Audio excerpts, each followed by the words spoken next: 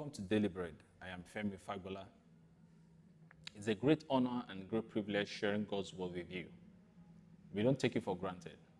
We give God all the praise and glory for this opportunity, and we thank God for you for taking the time to watch and to share these with as many as you know.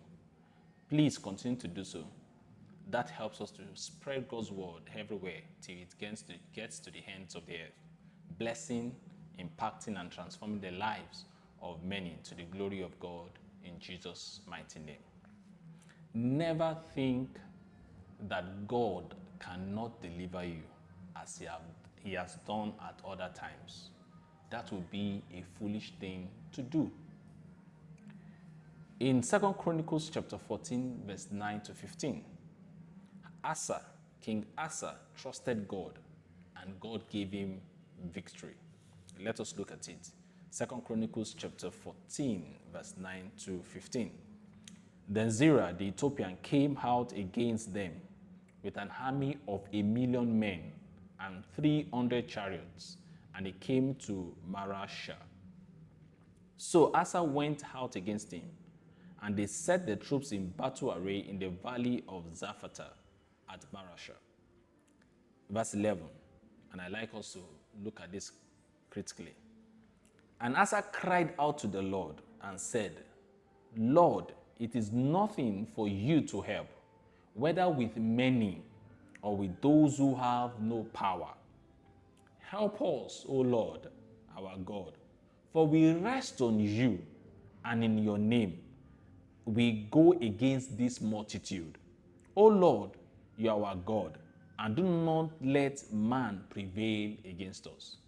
The enemy came against King Asa, who was king of Judah at that time, a very small nation with 1.3 million army. And the king realized that he couldn't match them, so he cried to God for help. Verse 12. So the Lord struck the Ethiopians before Asa and Judah, and the Ethiopians fled. Despite their number, despite their strength, the Lord responded to the prayer of Asa. Verse 13, and Asa and the people who were with him pursued them to Gerar.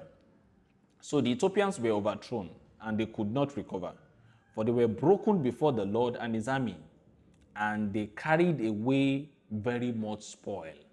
So King Asa and his people spoiled their enemies, that is, they plundered them, they took their goods.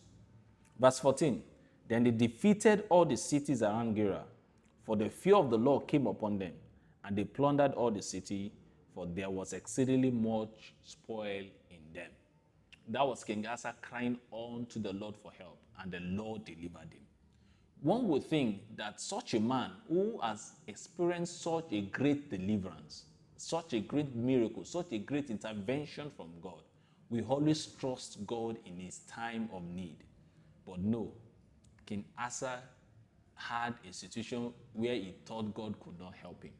That was foolish for him to do. Let's look at that. The same King Asa took a foolish decision to rest on the arm of flesh, and it cost him very dearly. Never let pressure, intimidation, or whatever it is make you take foolish decisions or make you stop trusting God or relying on God. 2 Chronicles chapter 16 from verse 1 to 9. In the 36th year of the reign of Asa, Baasha king of Israel came up against Judah and built Ramah, that he might let none go out or come in to Asa king of Judah. So he sieged them in. So in verse 2, then Asa brought silver and gold from the treasury of the house of the Lord and of the house of the king, and sent them to Ben-Hadad, king of Syria, who dwelt in Damascus, saying, let there be a treaty between you and me, as there was between my father and your father. See, I have sent you silver and gold. Come, break your treaty with Baasha, king of Israel, so that he will withdraw from me.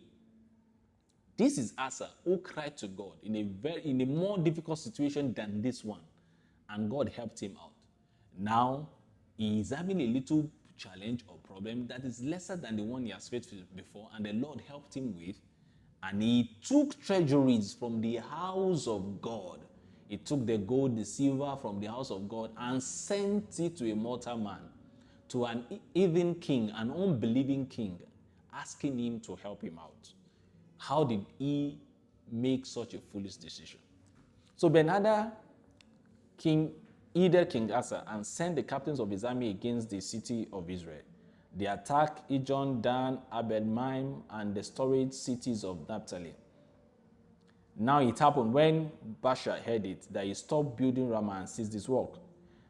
Then King Asa took all Judah, and they carried away the stones and timber of Ramah with Bashan, which Bashan had used for building, and with them it built Geba and Mizpah. Anani. Then in verse 7, the Lord sent a prophet, who by name is Prophet Anani, to Asa, saying, and at that time, Anani the seer came to Asa, king of Judah, and said to him, because you have relied on the king of Syria and have not relied on the Lord your God, therefore the army of the king of Syria has escaped from your hand. Which means that God intended to subdue King Syria under King Asa. But because King Asa was not careful in his decision, he lost that victory. He lost the possibility of what could have been, which the Lord had planned for him. So I like to advise us